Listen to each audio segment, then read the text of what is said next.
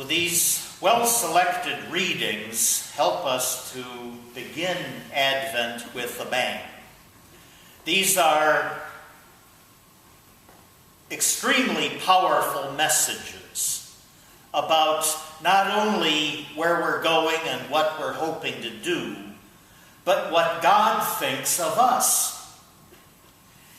In our first reading, we have Isaiah the optimist, who is telling us how things are going to be when we finally get our game together.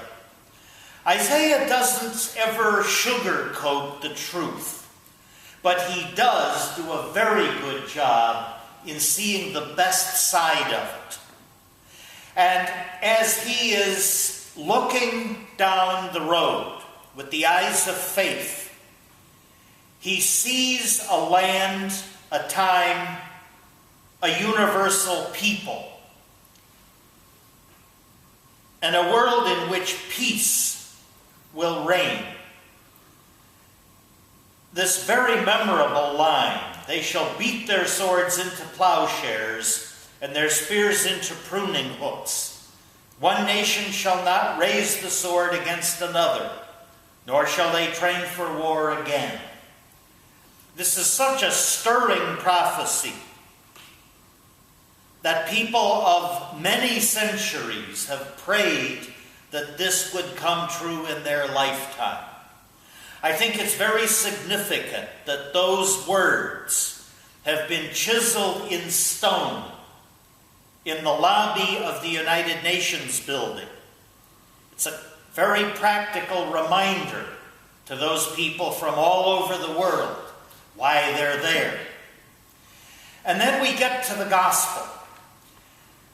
This story of the centurion and his great faith and Jesus' admiration and mercy to him and to his servant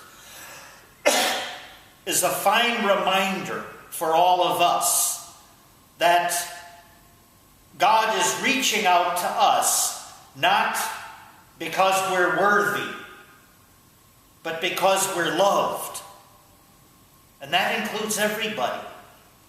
God is reaching out to us in mercy because we are one family destined to live in that world of peace that Isaiah describes for us so beautifully. Actually, this particular line that has been reinserted into the communion rite in the new 3rd edition missal, this is the one of the very few things that I really like. I'm glad to see that line come back, because we did have it in the old days in Latin when nobody knew it was there. But it's just such a wonderful message, especially when we come forward to share the Eucharist. We need to remember that it's not because we're worthy, but because we are loved. So, our saint for the day, Francis Xavier, is one who heard that call. The worship aid reminds us that he was appointed apostolic nuncio to Asia. You think some of your jobs are big. If you're going to be charged with preaching the gospel to all of the peoples of Asia, I think you can see why Francis Xavier said, well, I guess I better get busy. And fortunately, he was busy. India, Sri Lanka, Malaysia, Japan, almost China. He certainly was taking on a very big task. I've given myself the commitment this evening at our prayer to especially remember all of our Carmelites who are working in Asia. I'm especially conscious of them after this meeting that I attended in India just a few weeks ago. And I was extremely impressed with the Carmelites in India, in Vietnam, and the representatives from other places like Indonesia and sadly in the Philippines, where our representatives were not able to join us, but we know that they're doing a sterling job of preaching the gospel, doing exactly what Francis Xavier did.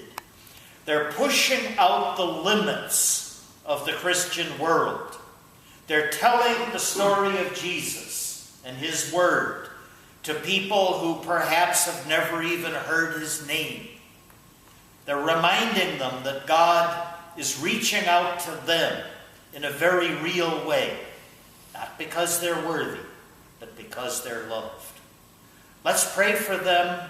Let's use them as an inspiration for ourselves to do the same. If we're going to live in that world where we're pounding swords into plowshares, we need to begin with a change of attitude for ourselves. We're all one family. For better or for worse, we're all in this together. So let's remind ourselves of that every day, every hour during this holy season of Advent. And let's pray and work to try to make that vision a reality.